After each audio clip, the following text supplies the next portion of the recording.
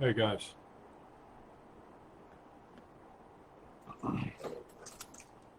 So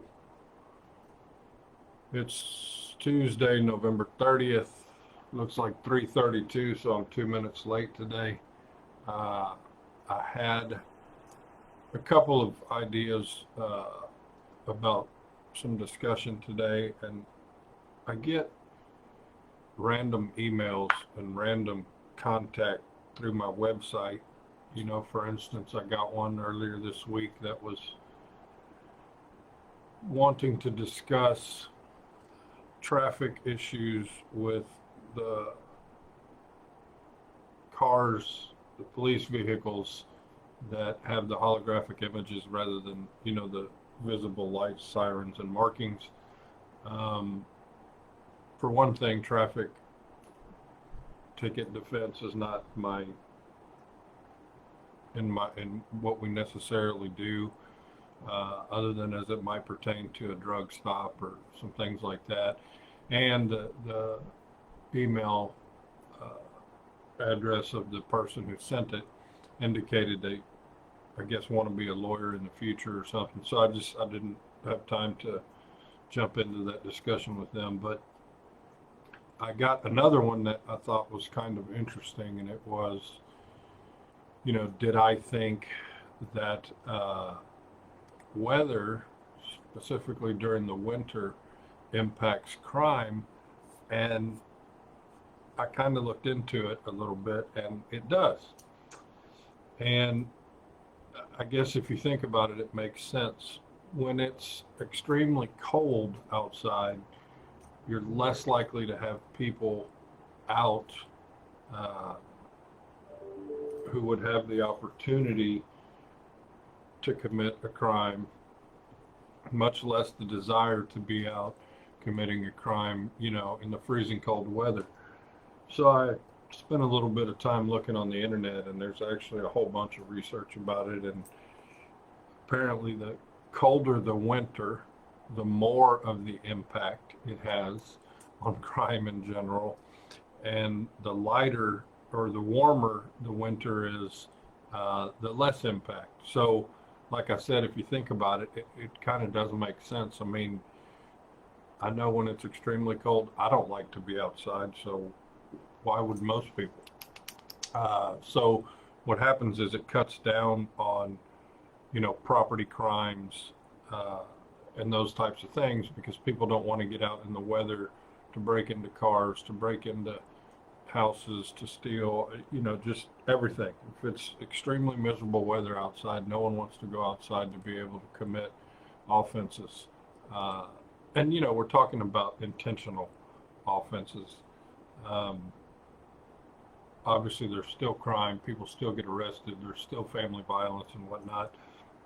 But in general, yes, you'll see that crime statistics go down in extreme winter weather, or not even necessarily extreme, just nice and cold. People do not want to be outside.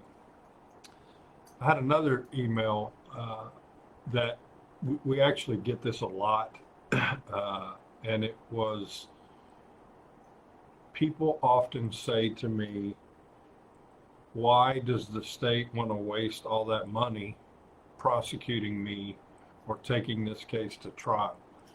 And there's, I'm not sure why people think that that has an impact on anything because a trial doesn't cost the state any more money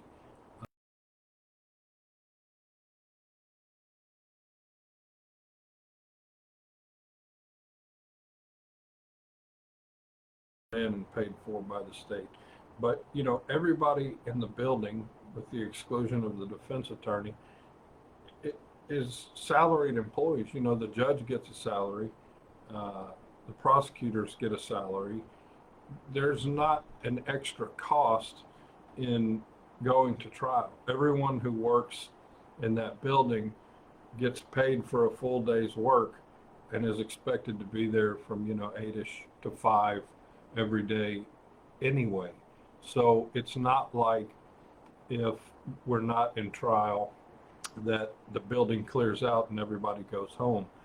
So there's this often, often misconception of, I don't understand why they want to spend all that money to prosecute this case. Well, they're not spending anything they wouldn't be spending anyway.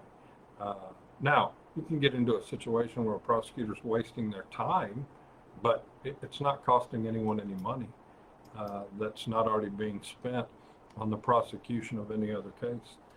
Now, it is true that I have a case pending right now with witnesses in Florida, and if that case goes to trial, uh, the state will likely have to pay to fly those witnesses in and keep them in a hotel.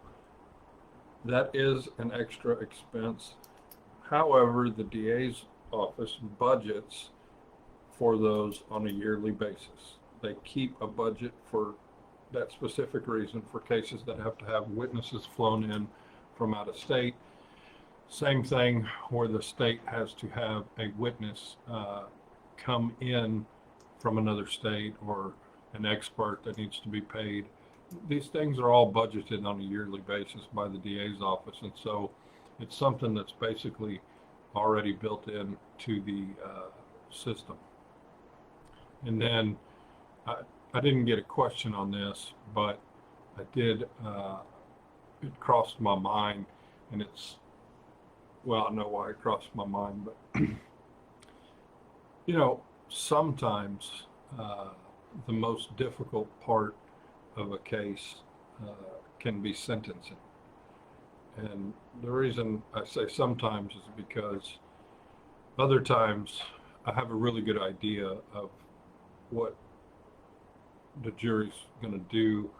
A great example of that is I tried a case during the height of COVID uh, that I did not want to take to trial because of COVID and the circumstances, but my client was sitting in jail, and the state would only offer time in prison as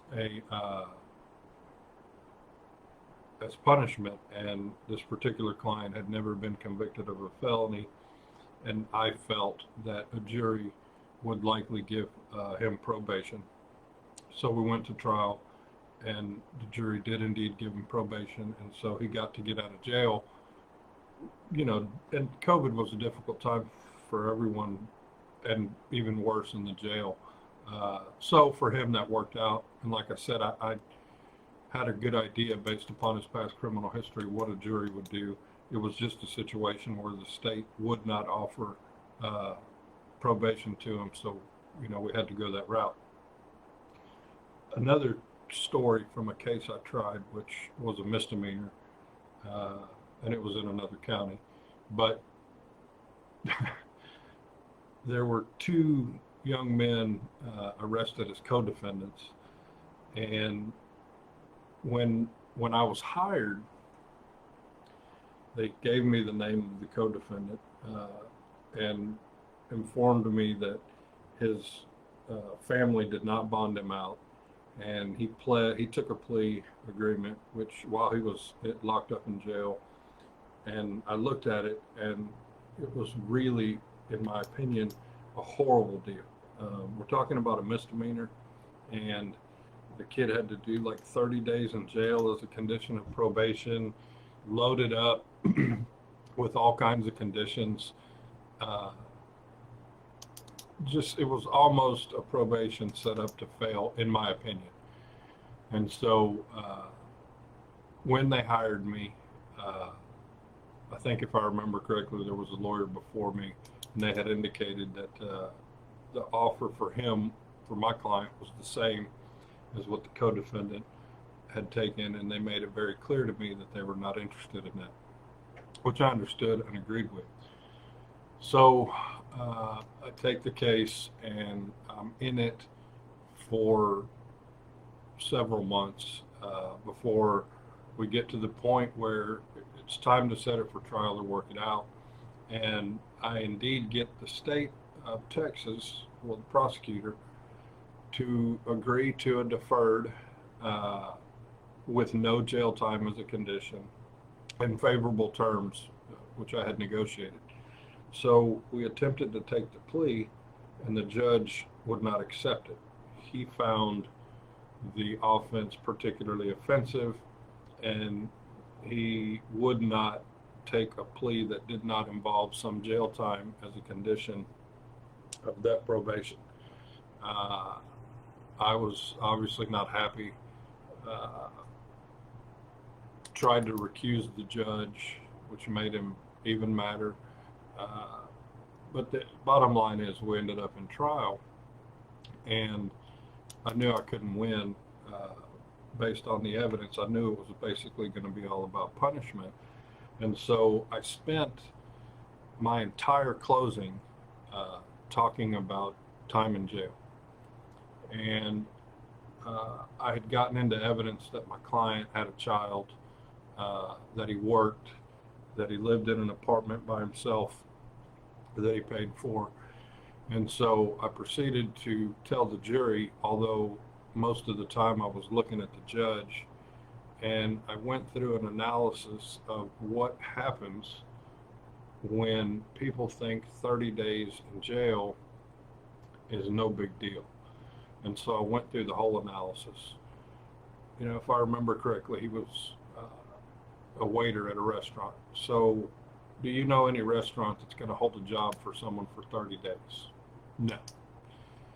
Do you know any apartment complex that's going to let you just skip out on your rent for 30 days? No.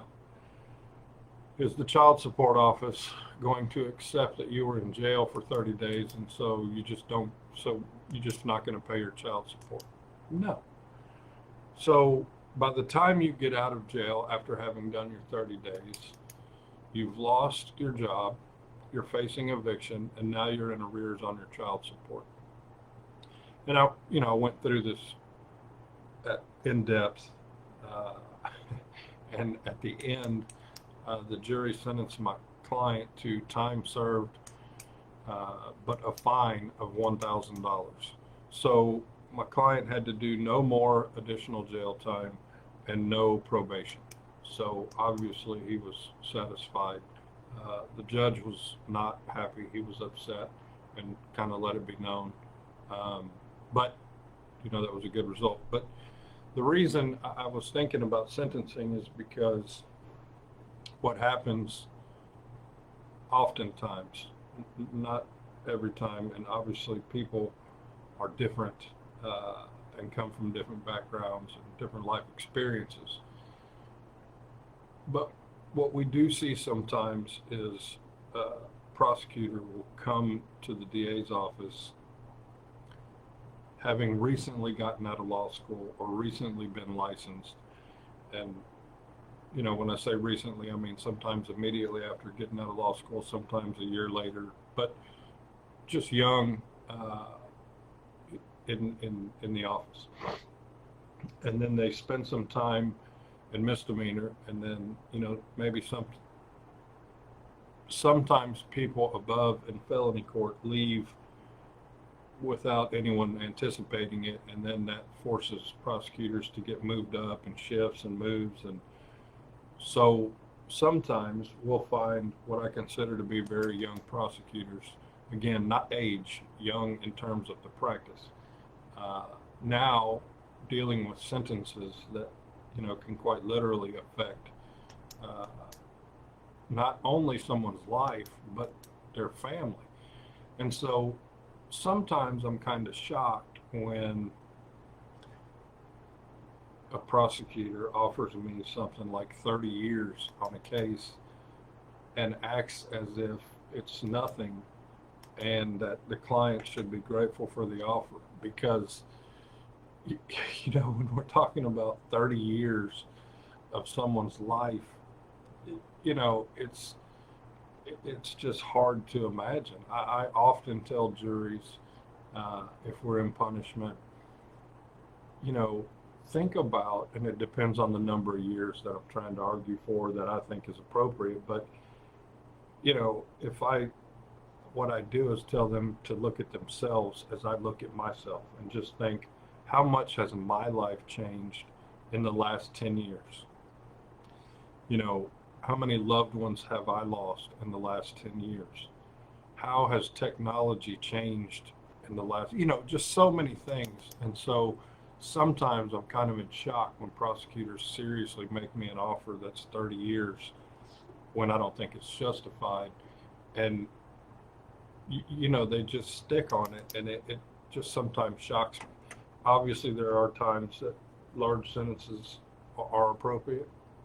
I recently had a murder defendant get 35 years. Uh, so it's difference in circumstances. When we're talking 30 years, 35 years for murder, that's one thing. When we're talking 30 to 35 years for drugs, to me, that's quite a different situation. And so sometimes, the reason we end up in trial is not necessarily anything to do with guilt, innocence. We know going in we likely can't win. However, what we're really fighting for is the punishment. And so, that's what we gear up for, is the punishment argument at the end, rather than necessarily the guilt, innocence. And then, so before somebody asks, because I know who will, it's Shorty, why don't we just end up pleading guilty and cutting out and going straight to the jury for punishment? And I have done that. It's not that we don't, but generally speaking, if I think the state is being unreasonable in their offer, then why am I going to save the state the work, energy, and just fight? Why would I give them that benefit of lessening their burden when I think they're being unreasonable? So most of the time, I will make the state go through with the trial just to get to sentencing, because I think they're being unreasonable. And, sometimes I'm able to show that. Well, sometimes you hope that the jury picks up on that. And so they, go more on my side of that argument that I'm trying to make regarding a punishment or an appropriate punishment. I think that was about all I had thought of for today. I may be I am starting a murder trial next week, and so I may not do a live next week, but if not, I will definitely hopefully see y'all the week after. I see y'all watching. Thanks. I will see you guys, if not next Tuesday, the Tuesday after. Hope y'all have a good rest of your week.